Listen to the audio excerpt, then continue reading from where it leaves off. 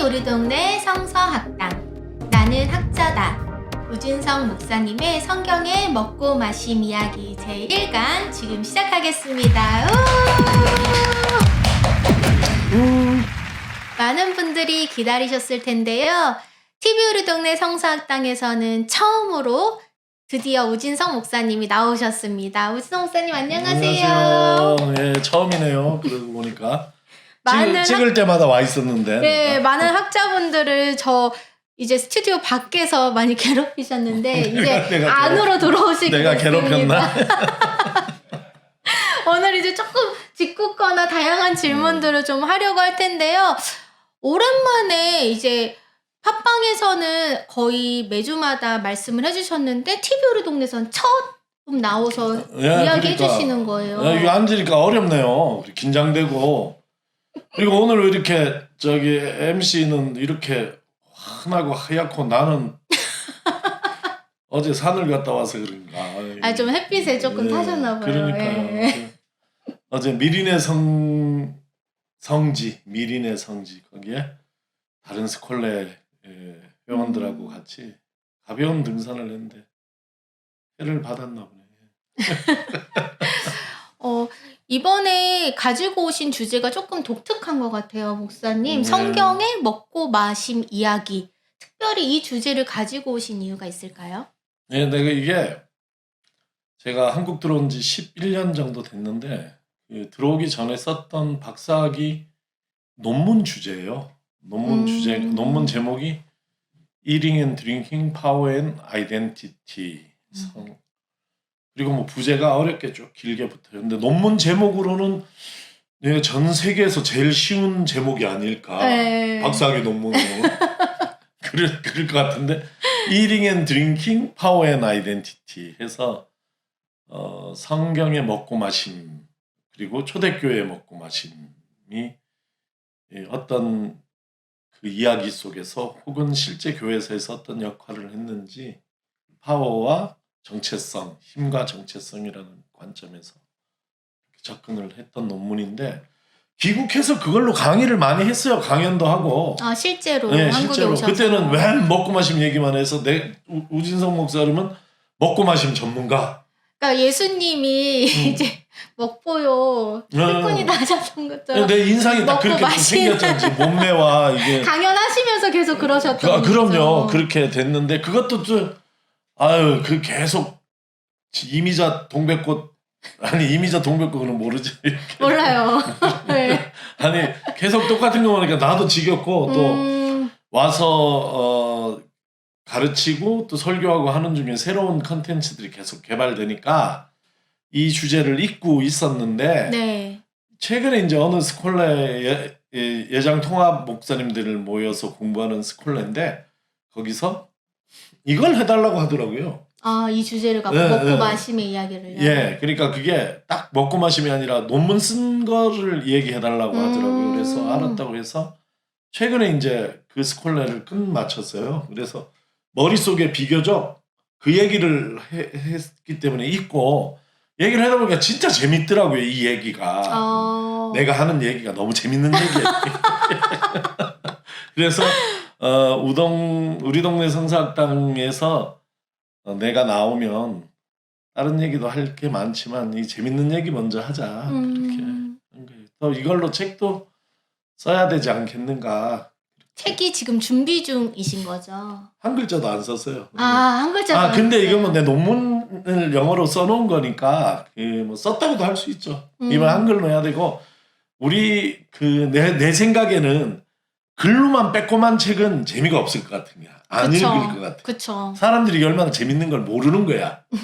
그래서 그림을 넣고 싶어요. 그림이 있는 앞으로 내가 쓰는 책은 웬만하면 그림이 있는 책으로 만들고 싶은데 그러려면 이 사파가가 있어야 되잖아요. 네. 잘 그리는 사람이. 근데 없어. 그걸 못 구했는데 최근에 우리 교회에서 1일 1그림 취미로 그림 그리는 반이 생겼어요. 1일 1그림 반인데 거기다가 얘기를 해놨어요. 나랑 같이 책 쓰자고. 내가 글 쓰고 우리 집사님들이 그림 그리고 한번 해보자고 했는데 우리 교인들이 또 내가 그러면 또 바로 한다고 안 하거든요. 바로 목사님이 말하면 바로 하는 게 아유 아니고. 절대 안 그러지. 그럼 의논해보겠다. 그래서 지금 의논하시고 이제 답 나오기를 기다리는 중이에요. 그러나 들어주실 줄로 믿고 내가 목사가 쓰고 교인들이 그림 그리는 그런 이제 그림책을 한번 써보려고 이 주제입니다. 이 주제로 예. 저도 그림책이 나오기를 꼭 기대하면서 기다리겠습니다. 근데 목사님 네. 먹고 마시는 거 저희가 매일 하는 거고 너무나도 익숙한 하나의 행위인데 여기에 뭐 특별한 내용이 담겨 있나요? 네. 제가 이 연구를 하는데 큰 계기가 된 게 메리 더글라스라는 인류학자가 있어요. 네. 메리 더글라스인데 이분이 한 얘기가 먹고 마심은 영양 보충만을 위한 것이 아니다 이렇게 얘기를 해요. 먹고 마시는 게 단순히 생존을 위한 영양 네, 보충만이 아니라 그러면요? 그 안에 관계, 사회적 관계가 코드화돼 있다 이렇게 얘기를 하는 거예요. 그 안에 코드화. 그런 코드화 좀 어려운데 네. 그래서 그 사람 얘기는 어쨌든 그렇게 코드화된 것을 디코딩 다시 풀어내야지 된다 이런 얘기인데 예를 들어 이런 거예요. 우리가 되게 익숙해. 사실 이런 걸 잘 알아. 그러니까 점심 같이 먹는 사람하고 저녁 같이 먹는 사람이 있으면 누가 더 친한 관계예요? 저녁. 그치. 내가 답을 얘기 안 해도 알잖아. 그죠? 네네네. 그러니까 그리고 찬 음식 같이 먹는 거하고 뜨거운 음식 같이 먹는 거 중에는 어떤 게 더 뜨거운 게 좀 더 그렇죠. 관계가. 나도 그렇게 생각하거든요. 예. 고기 있는 식사하고 고기가 없는 식사를 같이 나누는 차이가 크죠. 고기가 있는 예. 식사가. 그다음에 예. 식당에서 먹는 거하고 우리 집에 초대해서 먹는 거 사이에는 엄청나죠. 초대해서 자기 집에 예, 여는. 그러니까 이 먹는 걸 신경을 많이 써야 돼. 사실은 우리가 이제 새로 만났다면 이 사람하고는 지금 이런 관계에서 이런 이야기를 할 때는 언제 어떻게 먹는 것이 적절한가가 적절해야 되는 것이거든요. 그러니까 단순히 그냥 만나서 밥을 먹는 게 아니고 약속 시간, 장소, 메뉴에 따라서 예, 그 안에 숨겨진 의미가 그럼 있다. 그게 대접이 될 수도 있고 한 끼 때우는 것이 될 수도 있고 그것이 관계를 더 돈독하게 하는 시간일 수도 있고 아닐 수도 있고 그런 거예요. 이제 소개팅 결혼했지만 우리 네. 소개팅을 했는데 그날 점심을 냉면 먹자 그러면 어떨 것 같아요?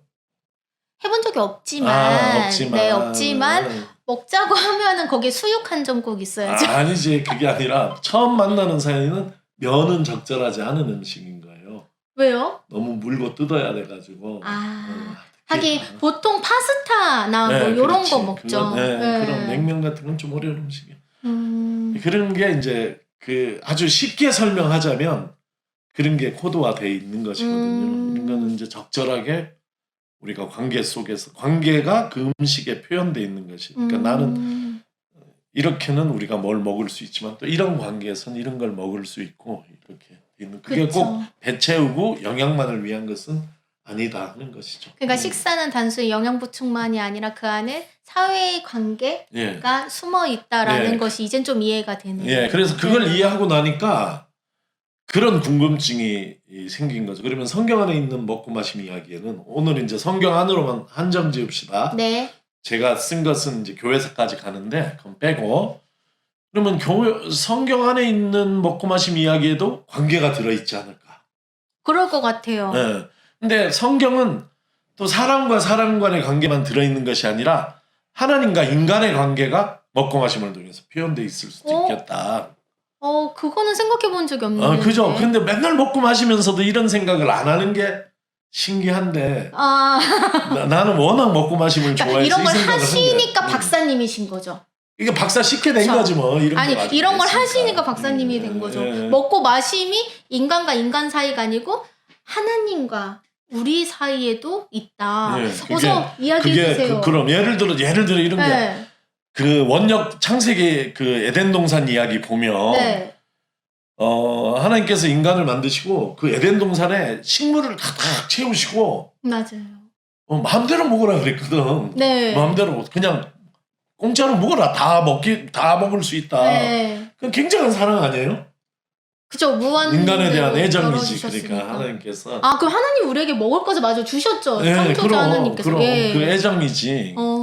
사랑이죠. 네. 먹을 것은 사랑입니다. 맞습니다. 근데 근데 또 하나는 먹지 말라고 하셨단 말이에요. 네. 이건 이제 창조주와 피조물의 관계를 그걸 먹고 못 먹고가 상징하는 거잖아요. 아, 그것으로 나뉘는 예, 우리가 그럼. 하나님이 다 허락해 주셨지만 그 에덴 동산 중앙에 있는 선악을 선악과, 알게 하는 나무를 먹지 않음으로 하나님과 우리의 관계에 아, 구분점을 표시되어 있는 두는 거지. 그럼 표시가 거기에 되는. 딱 그 나무가. 네. 그 먹음은 그걸 표현하는 거야. 아. 근데 인간이 이제 그걸 넘어서 먹었잖아요. 네. 그러니까 하나님께서 형벌을 표현하는데 어떻게 주셨냐면 네. 나가서 일해서 먹어라 네가. 이제 그냥 안 준다. 아, 맞아. 형벌로 맞아. 그럼 그때마다 먹고 마심이 하나님과 우리 관계를 표현하고 있는 거잖아요. 이게 되게 쉽게 생각할 수 있는 거 아니에요, 이런 거는? 와, 에덴 동산 이야기를 이렇게 풀어내는 거 진짜 신박한 것 같아요. 이게 뭐 재밌는 얘기죠, 그냥. 네. 그런 눈으로 성경 안에 있는 먹고 마심. 원래는 이제 성만찬에 대해서 좀 연구를 하고 싶었는데 성만찬에 대한 연구를 얘기하니까 어느 교수님이 네. 거기에 대해서 뭐 더 쓸 얘기가 있겠냐고. 이미 너무 많은 사람이 했다 그래서. 네. 그러면 이제 딴 공부를 해야 되는데 나는 먹는 거 빼고는 공부하고 마음이 없어.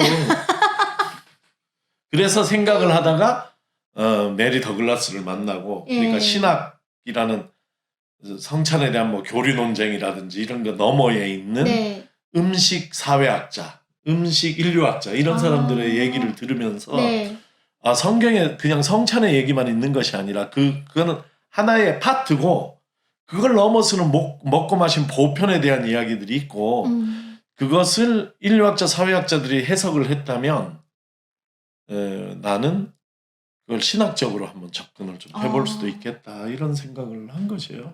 그러니까 그런 이야기로 앞으로 4번 오늘까지 해가지고 네. 4번 얘기를 한번 해볼까 합니다. 재미가 있겠나요? 좀 기대가 되고 사실 또 무슨 이야기를 하실까 좀 뻔한 이야기 뭐 그냥 예수님의 식사 공동체 뭐 먹고 마심만 얘기하는 게 아닐까 좀 그런 건 그래도 그거는 아는구나 먹고. 그럼요. 예수님의 네. 공동체 알죠. 네, 그 얘기는 남들이 많이 했으니까 좋은 얘기긴 한데 네. 또 그 다른 이야기가 있는 거죠. 그럼 내 얘기는 나만 하는 얘기예요. 아무도 안 하는. 이야기 되게 궁금한데 창세기 이야기도 좀 재밌었는데 구약에도 다른 재밌는 이야기들이 있나요? 예, 그 앞에는 이제 창세기 1장, 2장, 3장, 4장 이런 얘기를 한 거라면 네. 오늘은 2가지 이야기를 하겠어요. 창세기 18장에 나오는 아브라함이 마므레의 상수리 나무 아래 있을 때에 거기를 지나가던 3사람을 보고 그들을 달려나가서 맞이하고 모셔드린 이야기란 말이죠. 이 얘기 하나.